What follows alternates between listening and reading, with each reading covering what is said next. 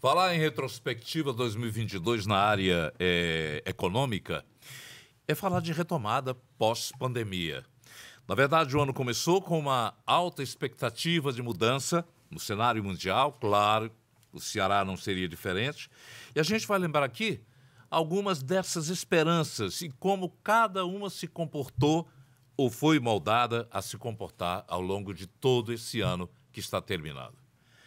Para essa missão, a gente vai contar com a ajuda do Daniel Demétrio, economista, especialista em gestão financeira, sócio, head da área comercial da M7 Investimentos, uma empresa de assessoria de investimentos vinculada à XP e apresentador do programa Inovações e Negócios na Jangadeiro Band News FM.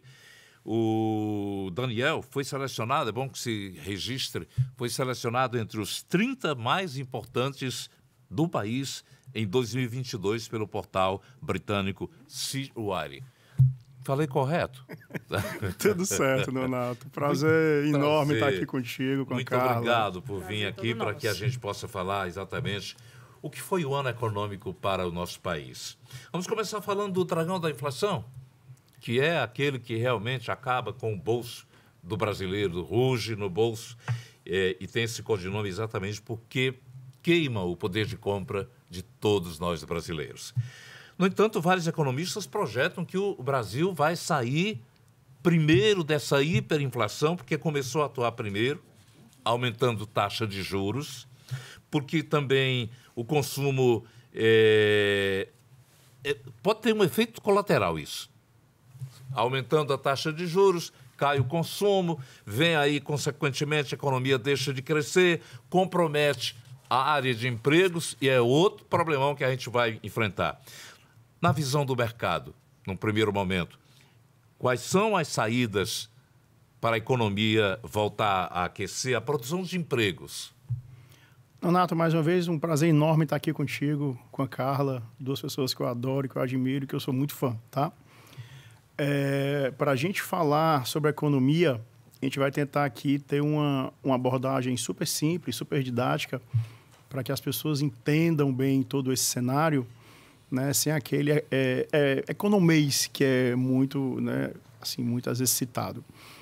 Nonato, o que há de pior em uma situação de economia é a inflação, né? Assim, a pior coisa que pode acontecer em um cenário é a presença de inflação, que é uma subida, né, continuada no nível geral de preços. Então, para a gente entender um pouco esse fenômeno inflacionário atualmente, é importante a gente citar o seguinte. A gente tem que voltar aí 2 anos, que a gente vem de uma situação de pandemia, tá? E onde as pessoas ficaram em casa, lockdown, as empresas fecharam, lembra que cessou o consumo, houve uma paralisação completa, né, da economia, né, zero dinheiro em circulação. Naquele momento, o que é que o Banco Central fez de um modo muito correto? Injetou muito dinheiro na economia, tá certo? Estimulando o consumo, tá certo? E inundou mesmo o mercado de papel moeda, de liquidez. Isso é um fenômeno que gera muita inflação. Quando você tem muito dinheiro circulando, você tem uma probabilidade de, em um prazo futuro, você promover a inflação.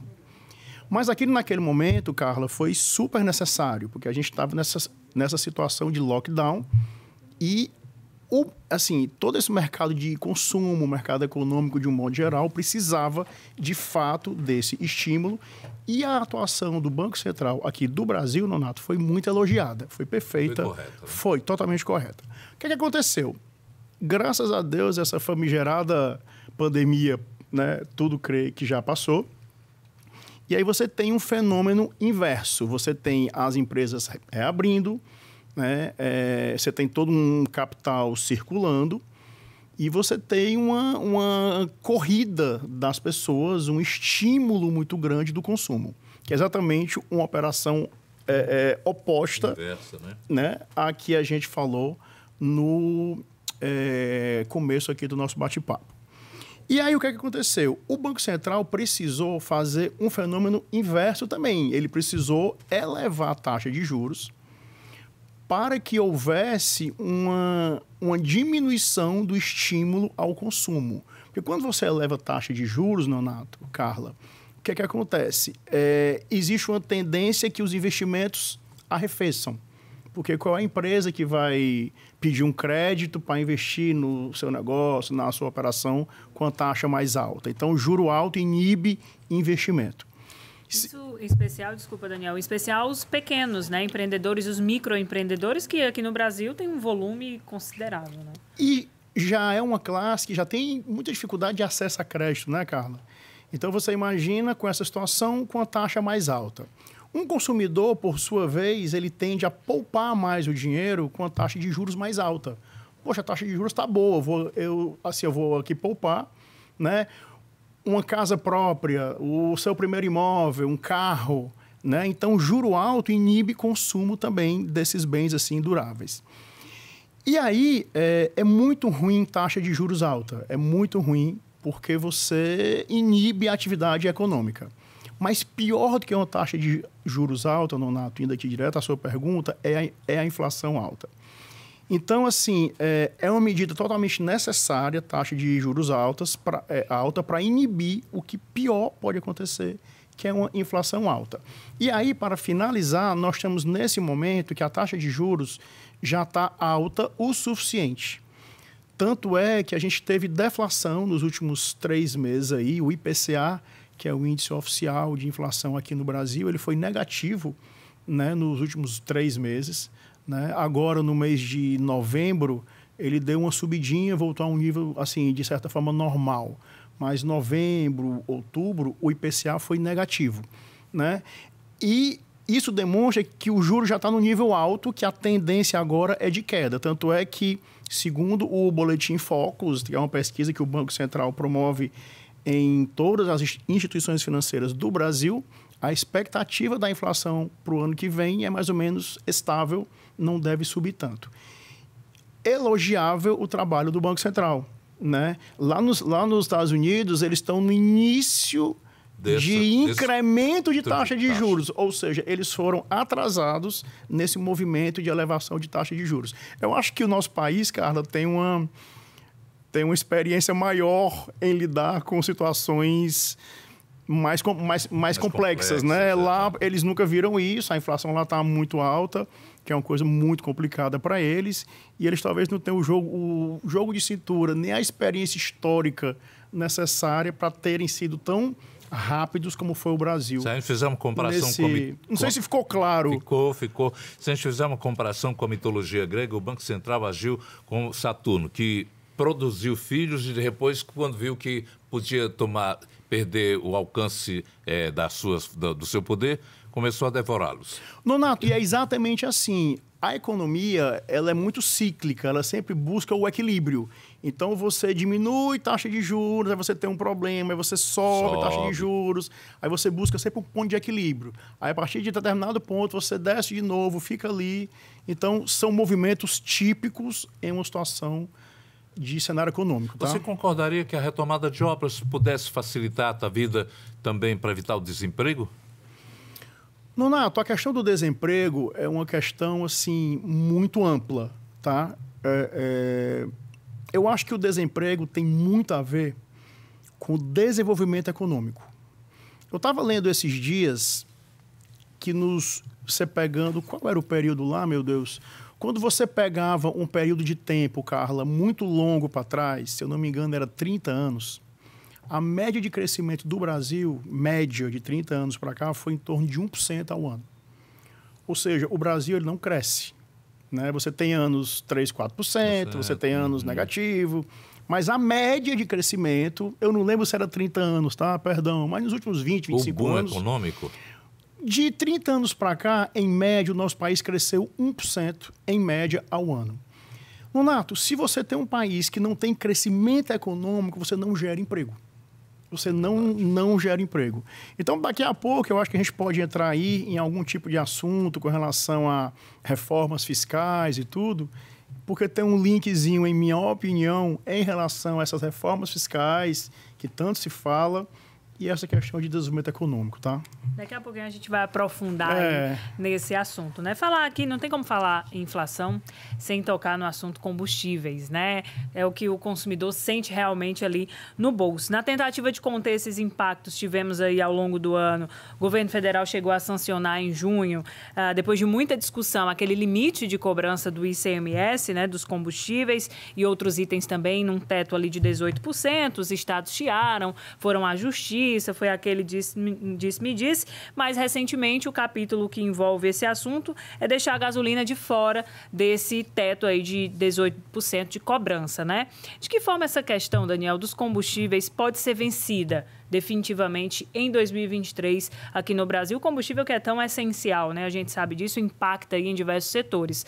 A tão falada reforma tributária, por exemplo, ela deve finalmente sair do papel? Porque entra governo, sai governo, a gente só escuta falar que esse ano vai, agora vai, e no fim das contas, nada, né?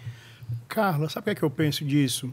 Eu acho o seguinte, eu acho que as políticas aqui no Brasil, elas são muito realizadas de maneiras circunstanciais, certo? O que é isso? A definição de ciência econômica é o seguinte, a economia é a ciência da escassez, tá? O que é que isso quer dizer? Isso quer dizer que você tem recursos muito escassos, recursos não só dinheiro, mas dinheiro, mão de obra, né, logística. Então, assim, você tem recursos escassos para finalidades alternativas, tá? Então, assim, é como uma família. A gente não tem dinheiro suficiente, nem recursos, para a gente fazer tudo que a gente precisa fazer. Então, todos os pleitos existentes, Carla, dos mais variados setores, eu quero deixar uma coisa muito clara, que são pleitos, na minha opinião, legítimos e importantes. Mas como é que é feito aqui no Brasil historicamente? Aí, na minha opinião, é direita, é esquerda, independentemente de viés político e ideológico. Aqui você tem as pressões das diversas classes, né? E circunstancialmente falando, o governo concede benefícios para eventuais classes de acordo com uma situação momentânea e pontual. Em nenhum momento é pensado uma coisa baseada em número. Em nenhum momento é visto se aquela política foi feita em qual país, quais foram os reflexos. É tangibilizar em número a ação daquela política.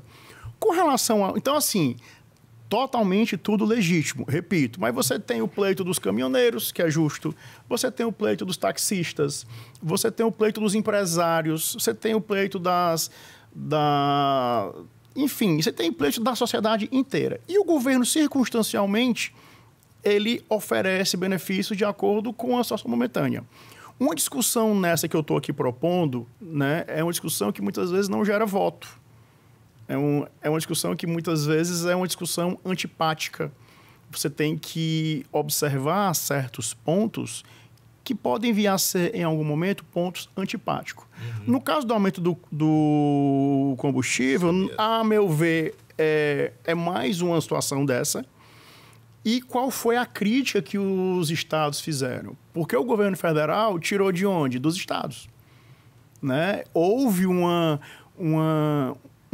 diminuição de alíquota no preço dos combustíveis, mas que isso foi... ele fez uma benesse com o chapéu dos outros, né? Tá certo? E ele prejudicou muitos estados que já estão em situação muito crítica. Então, assim, é tudo muito circunstancial. Em nenhum momento a coisa é verificada de modo amplo, holístico, tá certo? Com situações... para a gente resolver o problema de fato e não em cima de algo pontual. Isso justificaria, inclusive, a demora nessa discussão na própria reforma tributária que se fala. Carla... Que se vende, né? Como é que funciona mais ou menos a reforma tributária aqui? Você tem essa quantidade enorme de necessidade de fazer despesa. Ok, necessidades totalmente legítimas. Eu, sinceramente, não acho que o Brasil tenha problema de arrecadação. Eu acho que o país arrecada e arrecada bem. O que é que eu acho que acontece? Como são muitas demandas, né, e são demandas pontuais que fazem sentido, o que é que o governo faz? Eleva logo gasto. O gasto. Tá? Desculpa, eleva logo os impostos para arrecadar mais. Eu acho que o problema fiscal aqui no Brasil tem muito mais a ver, Carla, com... Eu acho que o país gasta muito mal.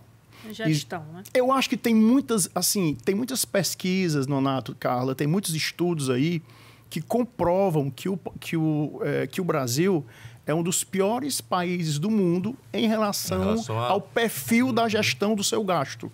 O Brasil é ineficiente no seu gasto, tá certo? Então, assim, eu acho que o país arrecada bem, mas o país gasta mal.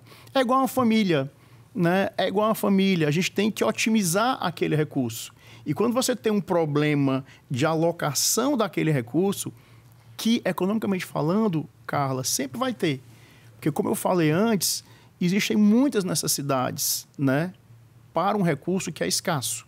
E aí é muito mais fácil você procurar elevar imposto, né?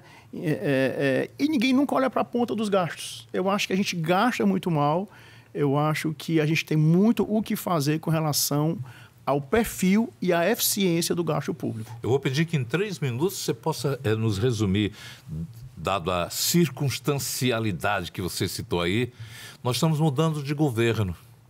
E também é mais um fato que pode alterar as circunstâncias, não é isso? Principalmente porque, só um exemplo, dezembro tivemos alta do dólar, queda no Ibovespa, depois do anúncio do Mercadante para o BNDES, tudo ligado à mudança da lei das estatais, desde 2016, que blindava as empresas públicas de interferências políticas.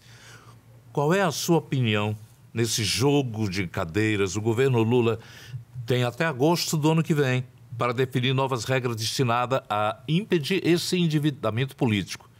Qual é a saída do governo? Nonato, essa questão aí são 2 pontos que é muito importante. Quando uma grande empresa vai ser gerida, geralmente é escolhido para ser o presidente daquela empresa uma pessoa com experiência comprovada no setor, né? Então, essa questão da gestão de empresa pública feita, eventualmente, por pessoas, por escolhas não técnicas, e sim baseada em opções políticas, isso é muito ruim, porque empresas públicas são muito importantes, né, na economia do Brasil. Você tem BNDES, você tem Banco do Brasil, Caixa Econômica, Petrobras, empresas muito estratégicas do ponto de vista econômico, com suas atuações interferindo diretamente no nosso dia a dia. Então, quando o governo sinaliza que os gestores dessas empresas serão, em alguns casos, pessoas escolhidas não do ponto de vista, sob o ponto de vista técnico, e sim sob o ponto de vista político, é informação que nenhum de nós gosta.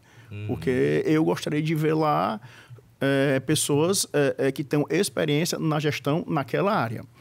E outra situação que tem acontecido muito, de muita preocupação do mercado, é uma sinalização do governo com não se preocupando muito com o teto de gastos. Né? Numa família, eu sempre cito o caso de famílias de empresas, porque é a mesma coisa. A gente tem que ter um controle dos nossos gastos. Não é porque aquela necessidade vem e muitas vezes é uma necessidade que faz sentido que eu vou aumentar o meu gasto. Aquilo vai gerar muito endividamento, vai ter mais dinheiro circulando na economia e aí a gente volta para a eventual probabilidade de retorno da inflação em uma situação com o gasto do governo muito amplo. E agora o nosso assunto é Auxílio Brasil, que também marcou aí as discussões ao longo do ano, deve também continuar protagonizando em 2023.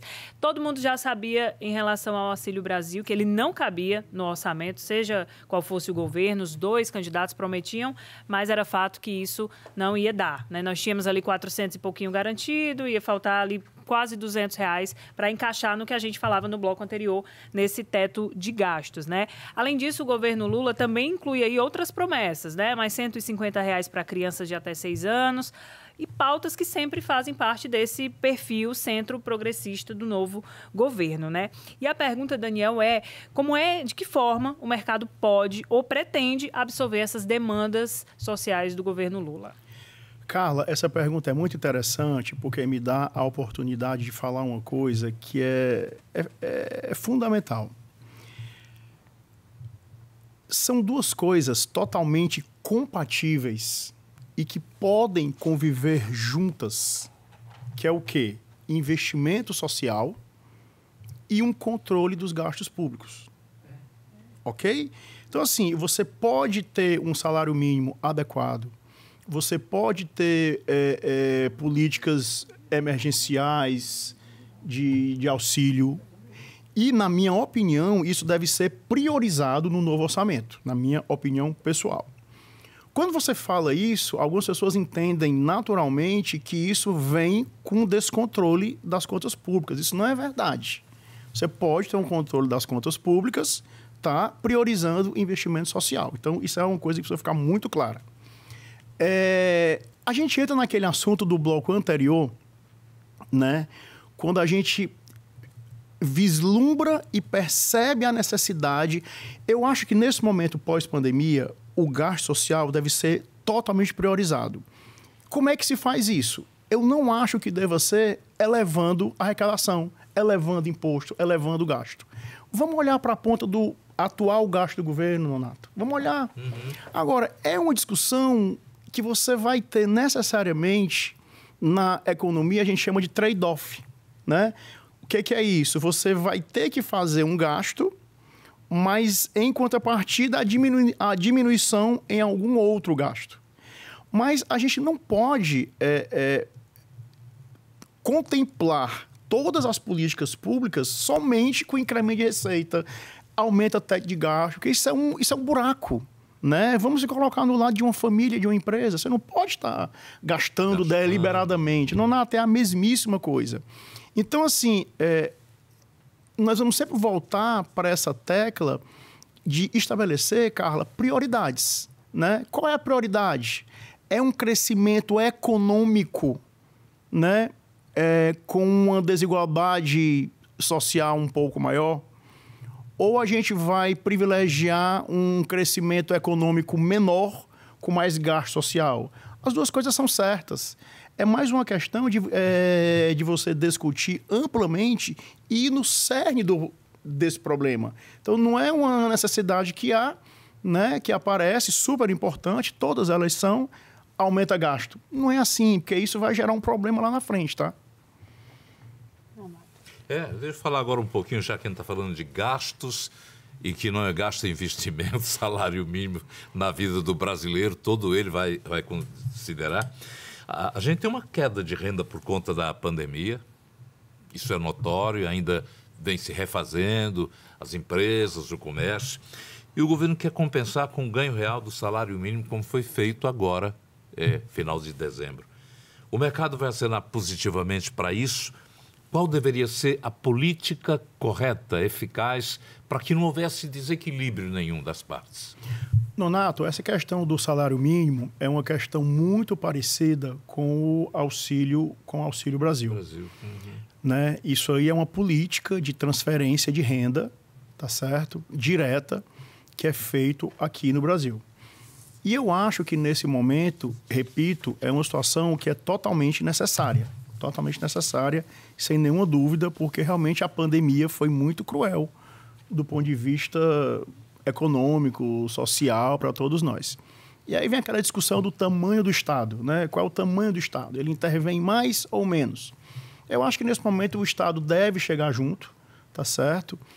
Repito, não é uma situação que inibe controle de gastos. Você pode ter investimento social junto com controle de gastos, mas eu acho que a situação é muito mais ampla do que isso. Eu acho que o gasto social deve ser contemplado, deve ser priorizado, mas o perfil de como o governo utiliza a sua arrecadação comparado com o resto do mundo, é muito ineficiente. Então, eu acho que enquanto a gente sofrer pressão dos setores, tá certo? Por subsídio, por transferência de renda, você inibe muita coisa. Na economia, só para terminar, tem uma palavra-chave que é produtividade. Né? Então, toda vida que o Estado contempla algum outro setor de petróleo, setor automobilístico, que ele entra com algum tipo de subsídio para aquele setor, você inibe que aquele setor se desenvolva. Aquele setor fica ineficiente, ancorado em um benefício do governo. Isso é muito ruim, porque isso mascara eventuais ineficiências na operação daquele setor. Eu acho que a gente deve ter uma economia aberta, com gasto social priorizado, mas enquanto eu não verificar aqui no país uma discussão ampla a respeito do perfil do gasto do governo, eu vou ficar preocupado. Nonato, antes da gente mudar aqui e falar de geração de emprego, que também vai ser tema aqui da nossa conversa, ainda nesse quesito salário mínimo, eu fiquei aqui refletindo do que falávamos no bloco anterior, né? Sobre você ter uma base de dados que possa solidificar certas ações, como, por exemplo, o aumento real de salário mínimo, como, por exemplo, o histórico que a gente já tem com essa questão de auxílio, né? Seja Auxílio Brasil, seja os outros nomes, mas o Brasil já vem, historicamente, já é uma política que está no nosso currículo, podemos dizer assim, né? Quando a gente pensa em salário mínimo, também, mas as pesquisas do IBGE, entra ano, sai ano, elas sempre mostram a mesma coisa, que o salário mínimo, ele não dá. O brasileiro não consegue suprir a necessidade básica, nem mesmo cesta básica, por exemplo, quando a gente pensa nisso, esses itens nunca estão ali na base do que o brasileiro realmente precisa. E aí eu fico me perguntando, tem algum caminho que a gente consiga trilhar? Porque às vezes a gente pensa assim, vai mudar o governo, tudo vai ser diferente. A gente sabe que na economia não é assim, não é virou a moeda e tudo se resolve, né? Tem algum caminho que, se hoje a gente começasse a trilhar, deixasse algum hábito para trás e recomeçasse pensando daqui a 20 anos, daqui a 30 anos, que a gente pudesse construir realmente um país que trouxesse assim uma economia mais firme, uma garantia, sem depender tanto de auxílio, por exemplo? Carla, sua pergunta é muito inteligente e você tocou num ponto aí realmente que é um ponto-chave. Eu acho que aqui no Ceará, por exemplo, Carla, a gente tem muito o que melhorar, certo? Aqui no Ceará a gente tem muito o que melhorar. Mas a gente tem algumas situações aqui no nosso estado, Nonato, que a gente, humildemente falando, devemos ensinar para o resto do país. Por exemplo, só para chamar a atenção do nosso intervalo. Você tem de 87 para cá, no governo do Tasso Gereissati, até hoje, até o Camilo Isolda, você tem uma continuidade das políticas de Estado. Então, assim... Não houve uma quebra, né? Eu vou até antes. Eu acho que no Gonzaga Mota, anteriormente ao senador Tasso, você já tinha aqueles Plamegs 1, 2, que é aqueles planos emergenciais de investimento e tal. Então, eu acho que tem que dar o mérito ao ex-governador Gonzaga Mota, que eu acho que no Gonzaga Mota já começou a olhar um pouco mais de infraestrutura. Do senador Tasso para cá, né, de 87 para cá, você teve diferentes partidos políticos no governo do Estado. Você teve Tasso, PSDB, você teve Ciro, Lúcio... Você teve Camilo, Dilma, mas independente do partido político, você teve uma continuidade das políticas de Estado. Por exemplo, incremento de educação. Aí é tudo que você falou, Carla. A gente tem que parar de fazer... É o que eu estou falando aqui agora há pouco. Tem que parar de fazer política de curto prazo. Isso não vai dar certo, tá? Porque são políticas que você desenvolve, mas você não tem a métrica histórica em algum lugar do mundo que deu certo ou não. Então, não é só você aumentar o salário mínimo. Ok, mas isso não é suficiente, porque vai gerar um buraco lá na frente. Deve aumentar? Claro que deve aumentar o salário mínimo, claro. No momento da gente é difícil socialmente falando e o governo tem que chegar junto. Mas a gente tem que ir pensar no futuro. Aí a educação, Carla, é tudo. E o Ceará tem muito que ensinar aqui ao resto do país com relação à educação.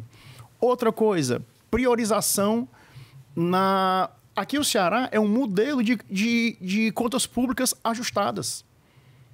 Né? Você tem aí o ex-secretário Mauro Filho Fernanda Pacobaíba, sensacional, atual secretária, sensacional. Olha o trabalho que eles têm feito.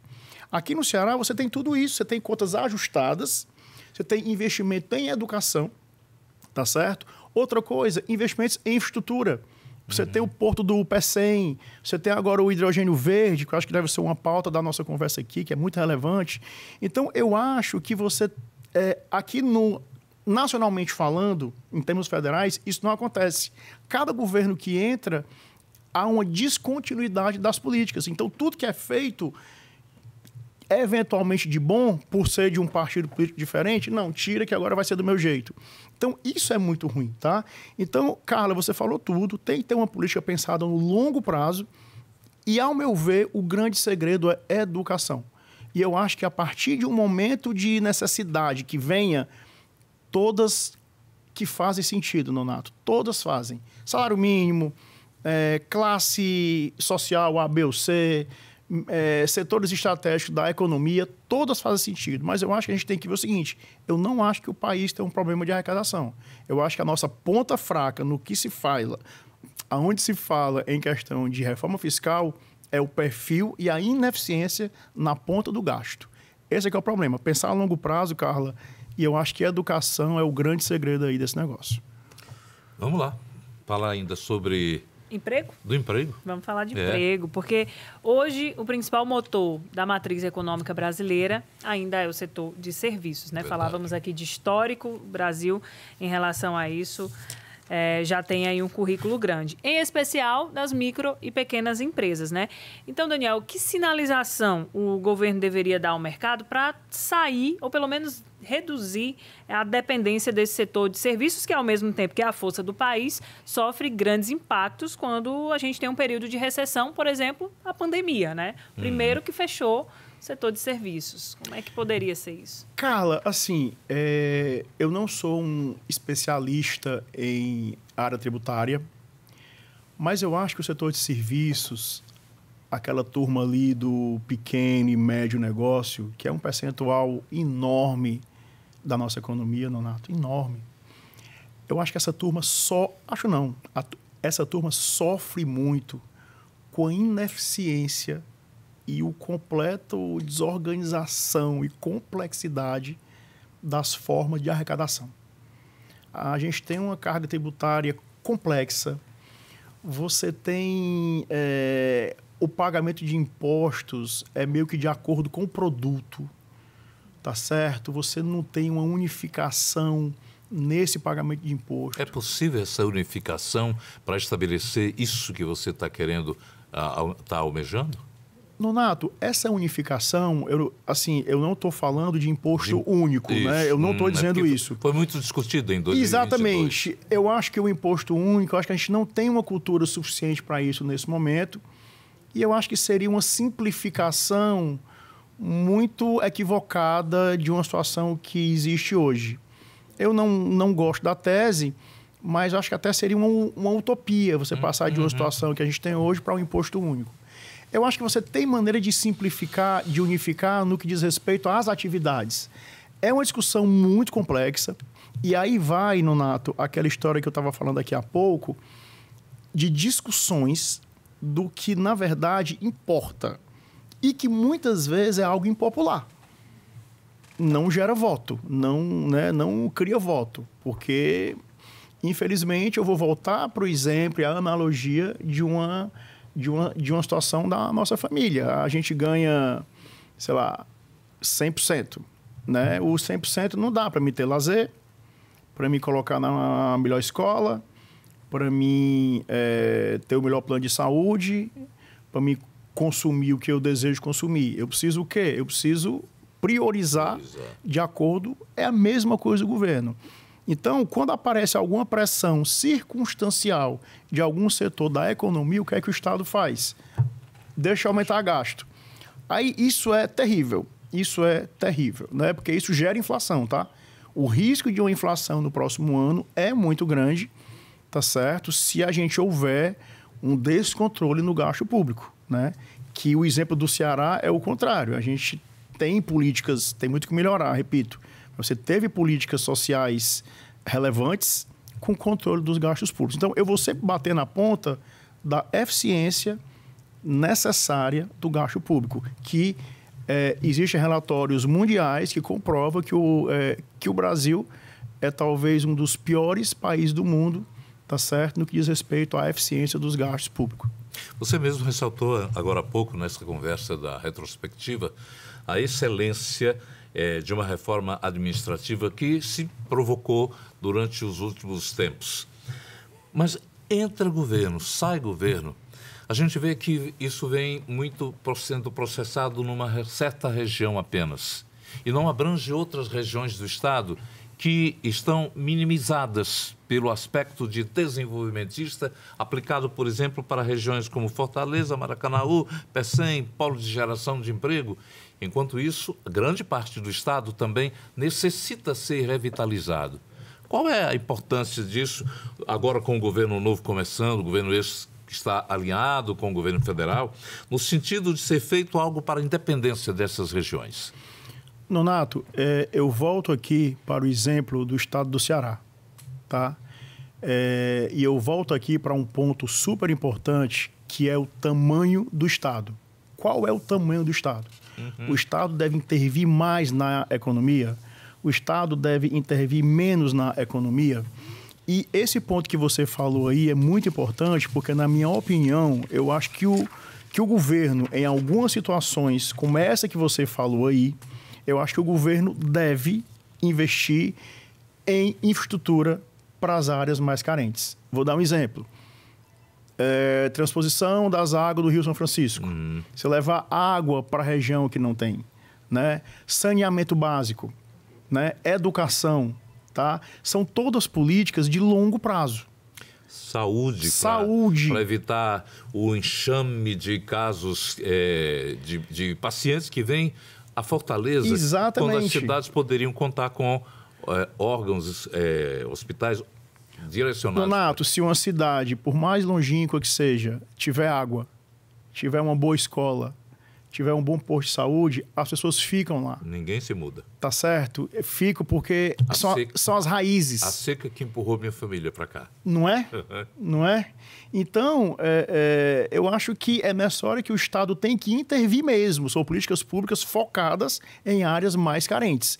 E aí vem dentro do perfil do gasto público e o tamanho do Estado. E agora um assunto que realmente remete a um interesse não só dele, mas de todos nós. Hidrogênio verde, energias renováveis. Daniel, potencialmente falando, nós tivemos um ano de destaque no Ceará em termos de produção de energias renováveis. Citando aqui o complexo de Pecém, que você já citou, se destaca na participação dos segmentos de energia solar e eólica. Mas estamos também cada vez mais perto das datas para início da operação da produção de hidrogênio verde.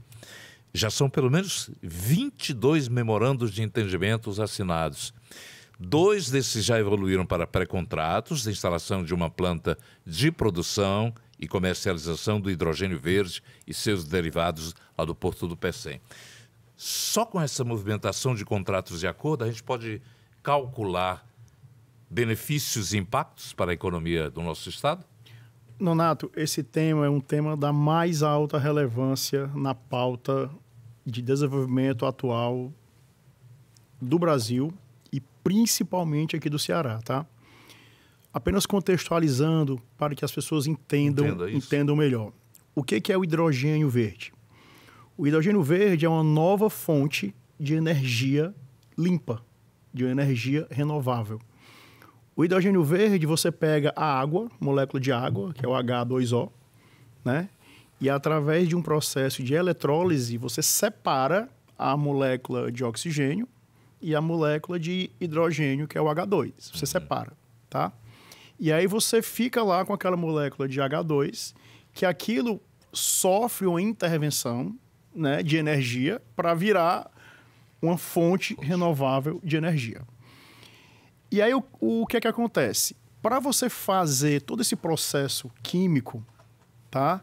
Você demanda uma quantidade de energia que precisa ser naturalmente renovável também, porque não adianta eu gerar uma energia renovável a partir de uma matriz que suja, de energia suja. Então, aqui no Ceará, você tem um potencial já, como você falou, de energia solar e eólica, é um potencial enorme.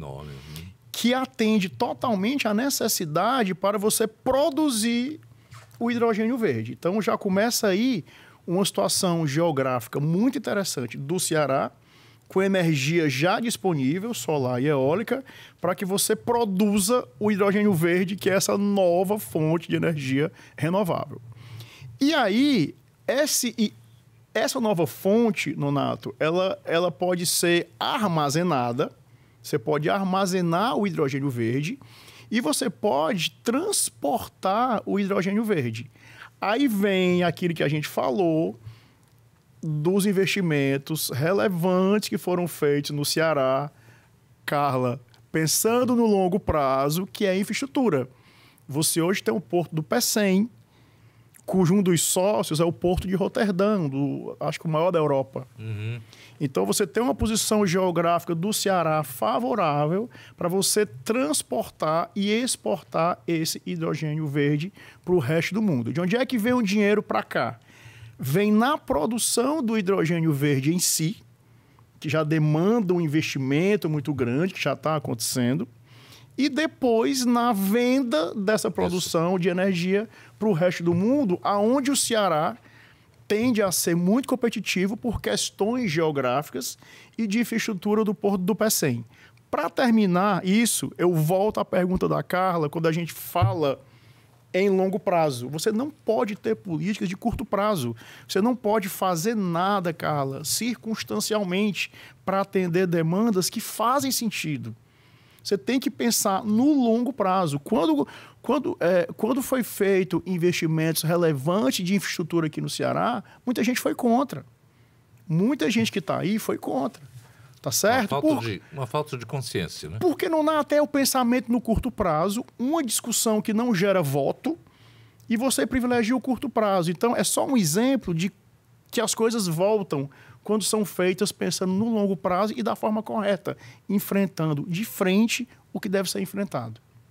Então, o hidrogênio verde é um potencial fantástico para a economia do estado do Ceará em um médio e longo prazo aí. Já chegando aqui nos últimos minutos da nossa retrospectiva, o tempo passou muito rápido, que nem o ano, né? 2022 voou. Foi rápido. Foi. E o desafio do ano, acho que era retomar, de alguma forma, os eixos da economia, né?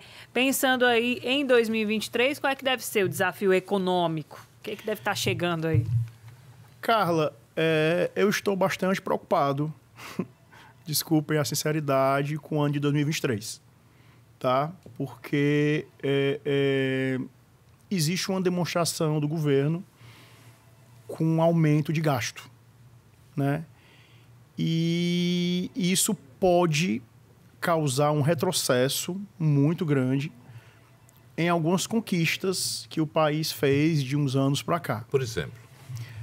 Nonato, eu tenho muito cuidado quando eu falo essas coisas, porque a gente parece eventualmente defender ideologia política A ou B. Não se trata disso, tá certo?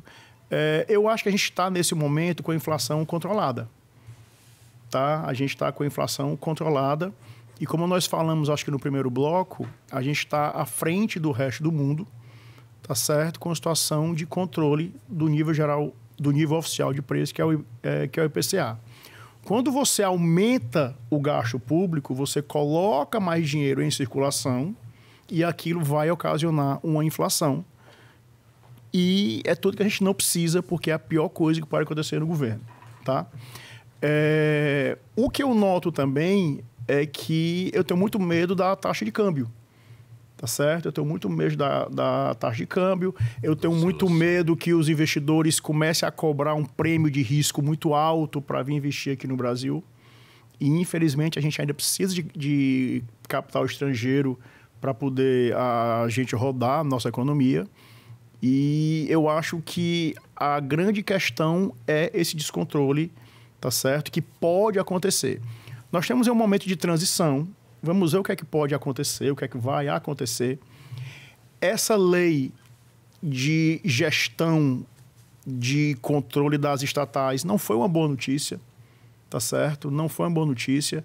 Eu acho que profissionais devem ser colocados em qualquer empresa, seja ela privada ou pública, de acordo com a competência profissional daquele profissional na área, daquele executivo na sua área de atuação, e não por eventual questão política e ideológica.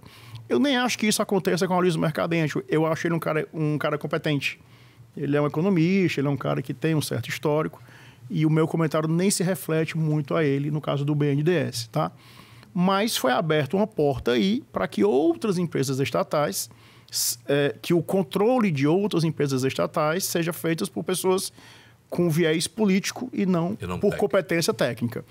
Então, assim, quando você vê uma certa ausência de compromisso com gasto, né, e uma gestão provavelmente mais política de empresas públicas estratégicas, são duas coisas que a gente fica muito atento. Eu acho que a gente deve parar, Nonato, eu até já te falei isso uma vez, eu acho que a gente tem que parar de idolatrar político. Né? A gente tem que parar de idolatrar políticos. São servidores públicos que a gente deve ter o maior respeito do mundo, independente de corrente política e ideológica, mas a gente deve estar muito atento, tá certo? Muito atento ao trabalho deles. Né? Devemos cobrar com muito respeito em uma democracia, tá certo? Porque está mexendo com a vida de todos nós brasileiros. Então, eu tenho uma preocupação com 2023 por um eventual descontrole, tá certo, dos gastos públicos. Essa é a visão do Daniel Demetrio, a quem a gente agradece a participação esclarecedora. Amanhã você vai acompanhar exatamente os assuntos que marcaram a área do esporte.